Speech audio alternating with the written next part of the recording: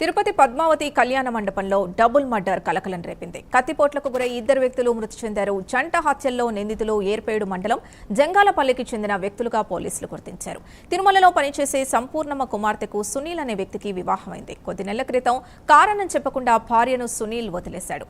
తిరుచానూరు రోడ్డులోని పద్మావతి కళ్యాణ మండపంలో బుధవారం రాత్రి వివాహానికి సునీల్ వస్తున్నట్లు సంపూర్ణమ్మ తెలుసుకుంది. తన కుమార్తెకు దగ్గరుండి పెళ్లి చేసిన మునిరత్నం మణికంఠలకు సంపూర్ణమ్మ సమాచారం ఇచ్చింది.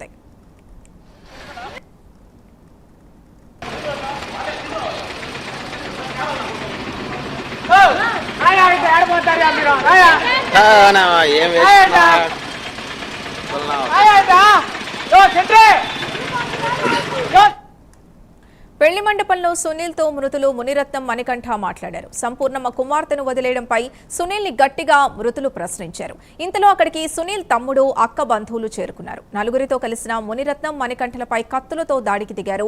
సంఘటనా స్థలంలోనే మునిరత్నం చనిపోయాడు. రుయా ఆసుపత్రికి తరలిస్తుండగా మార్గమధ్యంలో మణికంఠ మృతి చెందాడు. సునీల్ ని మరో ఇరువురిని పోలీసులు అదుపులోకి తీసుకున్నారు.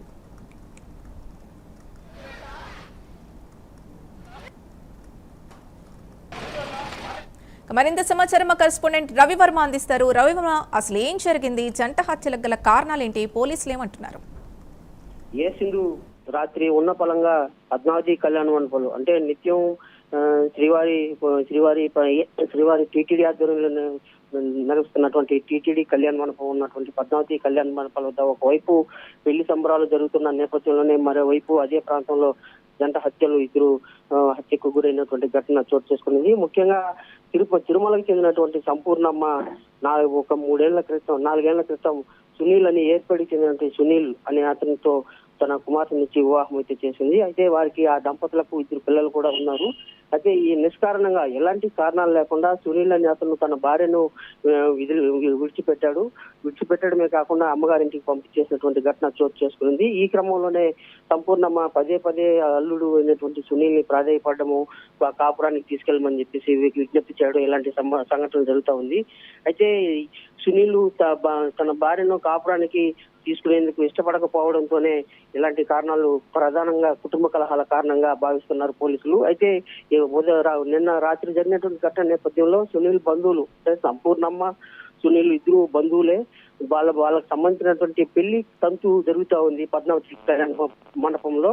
ఆ పెళ్లి తంతులో భాగంగానే వీళ్ళిద్దరికి సునీల్ కి పెళ్లి చేసినటువంటి పెద్దలైనటువంటి మునిరత్నము మణికంఠ అనే వాళ్ళని తీసుకునేసి వెంట పెట్టుకుని ఈ విషయం మాట్లాడేందుకు తన కూతుర్ని కాపురానికి తీసుకెళ్లేందుకు పురమాయించాలని చెప్పేసి మాట్లాడించేందుకు కూడా పద్మావతి కళ్యాణ మండపానికి వచ్చారు వాళ్ళు. ఈ క్రమంలోనే వారితో సునీల్ తో మాట్లాడుతున్న క్రమంలోనే మాట పెరిగి వాదులు తీవ్ర స్థాయిలో చోటు చేసుకున్నాయి.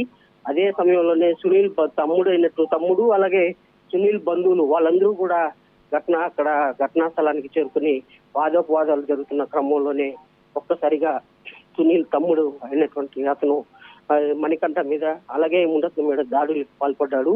ఈ దాడుల నేపథ్యంలోనే కత్తులు తీసుకుని ఒకరినొకరు చంపుకున్న క్రమంలో ఇద్దరు ఘటనా స్థలంలోనే చనిపోయినారని కూడా తెలుస్తూ ఉంది.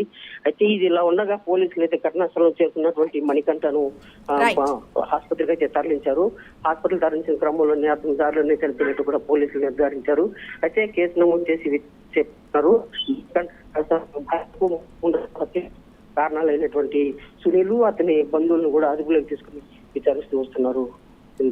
Thank you Ravi Varma.